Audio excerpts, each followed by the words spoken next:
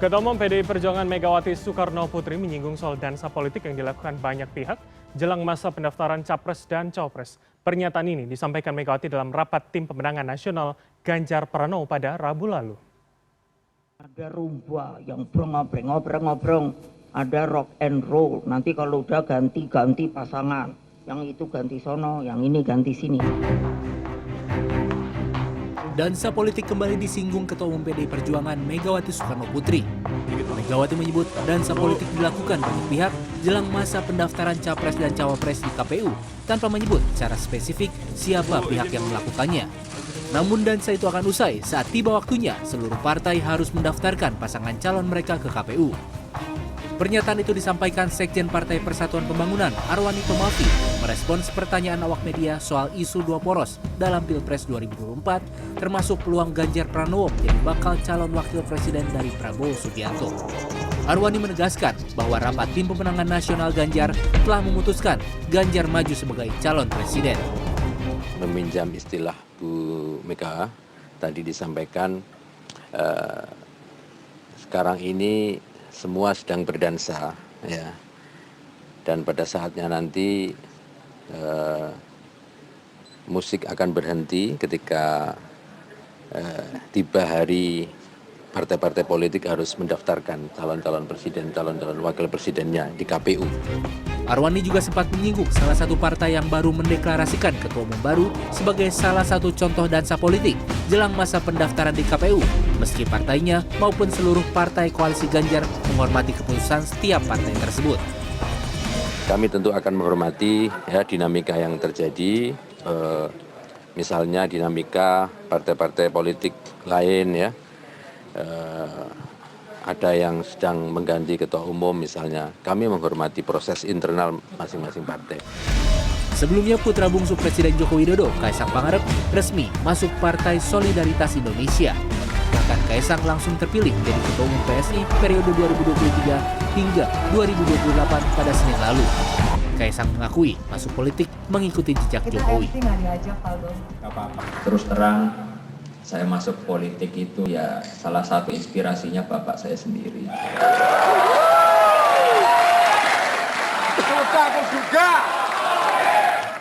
Beliau ini orang yang sangat saya cintai dan saya hormati. Saya ingin mengikuti jejak beliau untuk berpolitik untuk kebaikan. Isu dansa politik pernah juga disampaikan Megawati dalam temu kader PDI Perjuangan di Yogyakarta 22 Agustus lalu. Saat itu, Megawati menyinggung Budiman Sujatmiko yang mendukung baca pres Prabowo Subianto di Pilpres 2024. Tim Liputan, CNN Indonesia.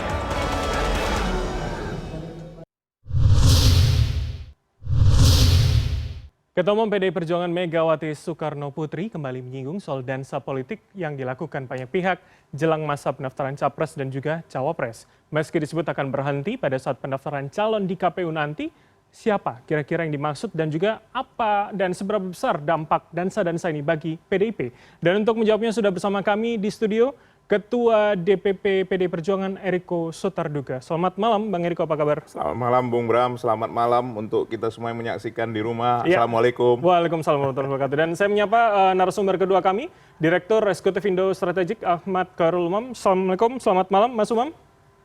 Selamat malam Mas Bram, selamat malam Bang Eriko. Malam. Selamat malam Bapak-Bapak sekalian. Saya langsung saja ke Bang Eriko terlebih dahulu. Jadi kalau dulu dansa politik disebut untuk Mas Budiman, dansa politik sekarang untuk siapa yang dimaksud ketum Anda? Saya harus menyampaikan apa adanya. Ini biasanya tandem saya ini Mas Umam ini sama-sama. Ini kenapa enggak di studio? Biasanya kita selalu berdebat asik kan begitu kan. Nah, ini saya mau nyampaikan kepada Bung Bram, kepada kita semua bahwa yang dimaksud Ibu Mega itu sudah lama sekali. Di internal kami 1 tahun lalu sudah beliau sampaikan. Nanti lihatlah tahun depan itu akan banyak dansa. Maksudnya dansa, ya dansa itu bagaimana?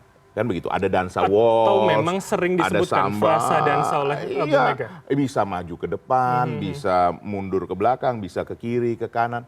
Nah maksudnya itu, ya nanti pasti seperti itu gerakan-gerakannya. Artinya begini, beliau mau menyampaikan bahwa di dalam dunia politik ini yang tetap itu adalah perubahan itu sendiri, Bung Bram. Artinya menit per menit, minggu per minggu, ini bisa berubah. Nah, bayangkan kemarin bahkan sudah ada yang katakanlah mungkin tidak sama persis ya, akad nikah, sudah tulis surat, sudah apa, bisa berbalik arah kan begitu kan? Jadi itu yang dimaksud ya? Ya, perubahan-perubahan itu. Perubahan-perubahan yang itu. baru ganti ketum kemarin juga maksudnya? Ya, semua mungkin kan begitu. Bagi siapa saja. Artinya begini, ini memang momentum untuk orang-orang yang memanfaatkan situasi ini, bisa saja orang, bisa saja partai. Nah, bisa saja sekelompok. Nah, bisa saja ini juga menjadi apa ya? Menjadi cara untuk mencari, melihat peluang mana yang terbaik. Ya sebenarnya kalau secara ini sah-sah saja. Tafsir boleh apa sih? Iya, nah beliau mau mengingatkan itu kepada kita semua bahwa jangan kaget. Ya seperti itulah saat ini kan begitu. Oke, Bang Eriko, tapi ini menarik. Publik juga ingin tahu konteksnya apa? Apa yang kemudian dibicarakan sebelum dan sesudah? Paling tidak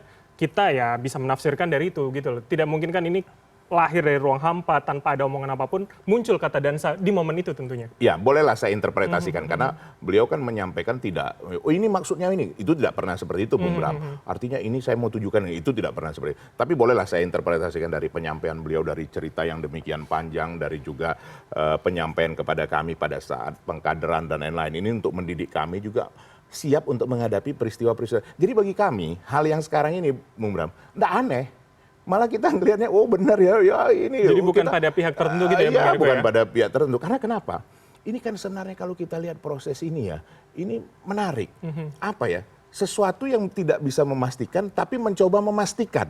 Nah, itu tadi yang saya bilang itu. Memastikannya publik atau jangan-jangan internal PDIP juga memastikan? Maksudnya Bu Mega apa nih ya? Kemana nih? Maksudnya begini. Kalau katakanlah seperti PDI Perjuangan dengan segala kerendahan hati kami, bahwa kami kan bisa mencalonkan sendiri, betul ya?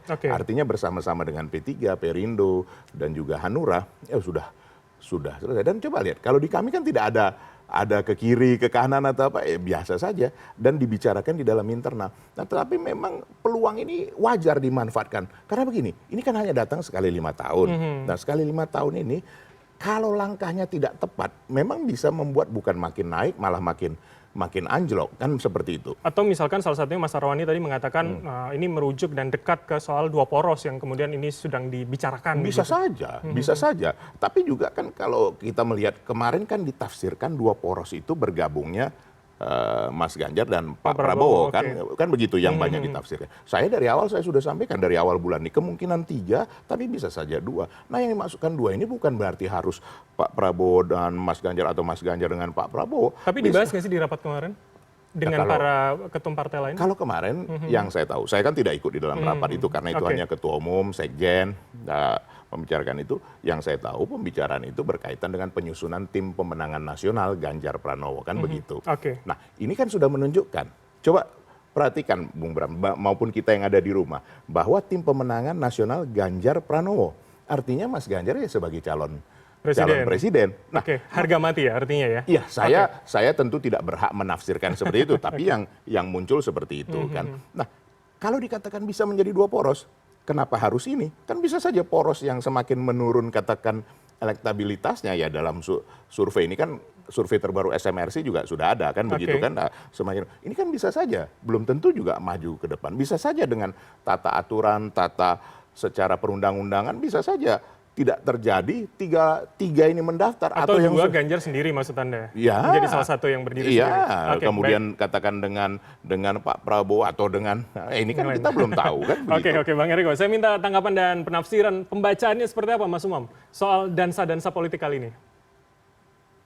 Ya, dansa politik tentu selalu indah untuk dinikmati ya. Tapi bagaimanapun juga keindahannya sekarang memunculkan ketakutan, juga kekhawatiran, dan juga penuh dengan misteri. Karena bagaimanapun juga ini praktis 20 hari menjelang pendaftaran di KPU, pasangan capres-cawapres.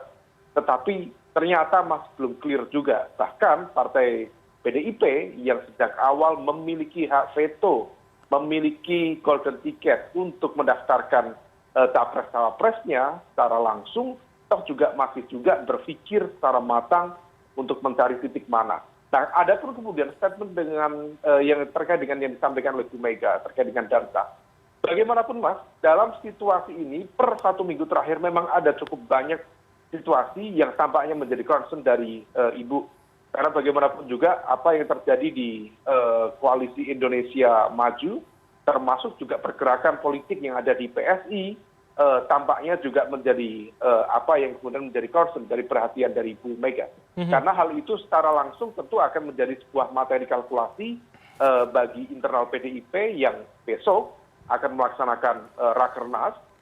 Memang betul kalau misal tadi saya cermati tema besarnya Rakernas besok bicara tentang konteks kedaulatan pangan, tetapi itu saya pikir adalah tema umum yang sifatnya adalah legal formal gitu ya, dalam konteks pembahasan. Tetapi di situ adalah sebuah upaya pematangan infrastruktur pemenangan, termasuk di dalam konteks ini saya sangat berkeyakinan dari sejumlah elemen tentu memiliki kesempatan dan ruang terbuka untuk menyampaikan aspirasi tentang bagaimana proses pemenangan di Pilpres 2024 mendatang. Oke, Mas Umam, tadi Anda mengatakan soal kalkulasi ulang, kemudian ini kondisi yang mengkhawatirkan. Jadi maksud Anda kondisi ini disebutkan Bu Mega sebagai bentuk kewaspadaan, kekhawatiran akan pergerakan pihak lain yang maju mundur kalau Bang Eriko sampaikan tadi? Ya, maju mundurnya kalau misal kita cermati, diakui atau tidak, memang ada upaya dari kalau kita istilahkan mastermind dengan kekuatan besar yang mencoba untuk merenegosiasikan kembali apakah memungkinkan atau tidak proses negosiasi ulang antara PDIP dengan Gerindra, antara Pak Prabowo dengan Pak Ganjar untuk berada dalam satu kekuatan yang sama. Tetapi kemudian bagaimanapun juga ini sudah dieksersis cukup lama dan semua pihak juga kembali dihadapkan pada benturan dua ego kekuatan elit, maka kemudian tidak menentu endingnya. Tetapi kalau misal kita cermati, ini juga ada situasi. Kalau misal kemarin informasinya spekulatif, hari ini tadi ada penggeledahan di kantor rumah dinas ya, Menteri Pertanian. Kita tidak tahu juga apakah kemudian ini akan menjadi sebuah efek domino yang kemudian akan berimpak pada soliditas sebuah koalisi. Tentu ini menjadi spekulatif, tetapi bagaimanapun juga isu penegakan hukum seringkali dan terkonfirmasi dalam beberapa kesempatan menjadi instrumen politik yang bisa menentukan baku atur kekuatan koalisi ke depan. Nah, oleh karena itu situasi ini betul-betul unpredictable. Saya berkeyakinan dari pihak PDIP tentu akan mencoba untuk merespon, tetapi kalau misal memang sudah clear, harusnya PDIP 20% sudah terlampaui. Apapun kata PDIP, semua jamaah di belakang itu makmum akan ikut semuanya. Tetapi toh ternyata PDIP juga masih belum mendaftarkan capres-cawapresnya atau bahkan mendeklarasikan cawapresnya per hari ini. Artinya apa? Baik, Mas Umam. Ada proses negosiasi besar yang belum selesai. Oke, jadi mengancam, menakutkan, mengkhawatirkan atau seperti apa akhirnya kata itu muncul lagi begitu? Nah, coba perhatikan Bung Bram, ya Mas Hoirul Umam juga bisa melihat apakah Ibu Mega menyampaikannya dengan kelihatan rasa khawatir, ataukah saya lah yang tampil di sini ada melihat rasa khawatir? Karena justru beliau sudah mengingatkan, saya dari awal sudah sampaikan dari setahun yang lalu, bahwa ini adalah hal yang biasa. Dan kami di PD Perjuangan bersama mitra kami dari Perindo, dari P3, begitu juga Hanura, sudah terbiasa untuk kita fokus kepada apa yang kita lakukan. Contoh kemarin, itu hasil rapatnya adalah membentuk TPN yang secara lengkap. Jadi sudah siap ini.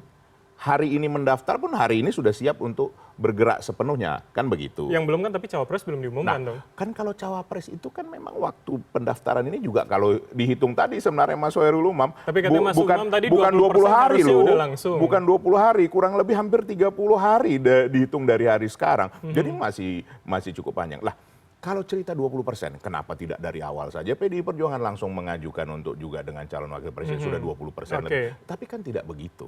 Bagaimana ini membuat tepat berpasangan dengan Mas Ganjar. Coba kalau kita lihat ya, mencari seorang calon wakil presiden yang mendekati sempurna, tapi tentu juga tidak boleh dia yang menjadi yang utama, kan begitu? Bahwa ini menjadi duit tunggal, tetap presiden yang ada di depan, wakil presiden mendampingi, kan begitu ini. Tapi juga kualitasnya harus kurang lebih sama, jadi harus sama. Jadi artinya ini masih melihat kondisi, kecocokan, atau ya dansa pihak lain dulu, yang lain masang di mana? Kan boleh-boleh saja. Geraknya maju atau mundur misalnya. Sekarang saya tanya kembali ke Mas Hoirul Umam, untuk apa untungnya kalau sekarang pun disampaikan? Kira-kira begitu. Apalah nilai lebihnya kalau sekarang juga disampaikan? Tidak ada. Nah, kita lihat yang sudah mengatakan bahwa ada calon wakil presiden kan ada.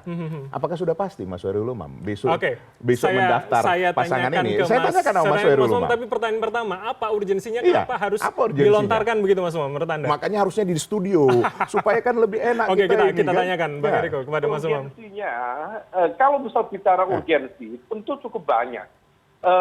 Ya diakui atau tidak memang pembahasan terkait dengan rumusan terkait dengan timeline ya penyelenggaraan pemilu lagi-lagi memang sangat berbeda. Dulu di 2019 kita melakukan evaluasi kenapa polarisasi itu begitu akut, begitu tajam, begitu dalam. Itu karena memang rentang fase kampanye itu begitu lama. Nah, situasi itu kemudian membuat ruang proses eksploitasi politik identitas, kemudian hoax, fake news itu begitu termaintain cukup lama. Nah, itu kemudian dianggap sebagai sebuah materi evaluasi. Itulah kenapa dalam desain penyelenggaraan pemilu di Pilpres 2024 dibuat skemanya untuk masa kampanye dipersempit. Tetapi kemudian dengan situasi sempit ini, akhirnya kita itu orang Indonesia, sukanya itu last minute workers. Jadi diberi deadline 3 bulan, diberi deadline 2 minggu, sama, kapan diputuskannya? Ya, 2 hari sebelum hari H itu. Nah, oleh karena itu, ini bukan kalkulasi yang matang, tapi the power of kepepet gitu. Oke, Bang Eriko, singkat saja seperti apa? Kalau lihat sebenarnya, Mas Bram, yang disampaikan Mas Hoirul Umam bukan jawaban. Sekarang teknologi sudah canggih. Kalau dulu untuk menyampaikan ke seluruh Indonesia itu dengan katakan media televisi, media cetak. Sekarang dengan digitalisasi ini semua bisa terjadi, semua bisa dilakukan dengan segera. Dan situasinya berbeda, Mas Hoirul Umam, dengan 2019. Kenapa? Pak Jokowi sudah melakukan satu hal yang unik, mengajak kompetitornya yang paling keras bersama-sama. Oke, jadi adakah ini di dunia? Bang Eriko, jadi kalau ada yang membaca kemudian ini disampaikan untuk ke Pak Jokowi, ditargetkan Pak Jokowi, tidak tepat ya? Kalimat dan statement berdansa ini? Nah, ini sekarang begini, Singkat untuk apa Pak Jokowi berdansa? Wong Pak Jokowi ada di PDI Perjuangan, beliau kader utama partai, dan beliau akan mengakhiri juga periodisasinya. Dan itu kan sesuatu hal yang memang wajar, hal yang memang biasa bahwa akan ada pergantian generasi. Tetapi jadi pergantian generasi, Mas Bram, pergantian generasi Mas Hoirul Umam, jangan kepada yang lebih tua. Kan pergantian generasi, ya harus kepada yang lebih muda, kan begitu ya Mas Hoirul Umam? Saya menangkap. Mas Umam, terakhir singkat saja, berarti bukan ke Pak Jokowi begitu ya maksudnya? Termasuk mastermind yang Anda sebutkan tadi? Singkat saja Mas Umam. Bisa saja juga ke Pak Jokowi, karena bagaimanapun juga situasinya kemudian diarahkan pada situasi di mana ada hal yang unpredictable. Kalau misal kemudian Pak Jokowi dianggap sebagai pihak yang kemudian barangkali dialamatkan tadi soal berdansa. Dan saya ada bagaimana kemudian positioning dari Kaisang menjadi Ketua Umum Partai Solidaritas Indonesia. Itu jelas dansa yang cukup vulgar di hadapan PDIP. Kita tahu ADART PDIP nomor 25A kembali menegaskan bahwa kader tidak boleh kemudian dalam konteks keluarga inti berada dalam satu partai yang berbeda. Mbak Puan dan para petinggi elit dari PDIP memberikan ruang statement terbuka berkali-kali bagi Mas Kaisang untuk masuk ke politik, silahkan masuk. Tetapi keputusannya berbeda. Keluarga inti, keluarga singkat inti. saja waktu kita habis. Ini perlu jawab Mas Hoirul Umam. Nah, inilah keliru pendapat. Keluarga inti itu coba dibaca sekali lagi. Nah, ini mesti diteliti. Berarti itu mungkin bisa kita bahas di tema berikutnya begitu ya. Yang belum berkeluarga. Jadi itu clear untuk PDIP artinya. Kalau sudah berkeluarga sama anaknya Mas Hoirul Umam nanti apakah menjadi kartu keluarganya sama dengan Mas Hoirul Umam? Kan tidak begitu. Terima kasih. Ini mesti kita akan bahas itu di tema berikutnya. Terima kasih Bang Eriko dan juga Mas Umam yang telah bergabung sama kami dari luar studio. Selamat malam, sehat selalu abang-abang sekalian. Assalamualaikum, selamat malam. Waalaikumsalam.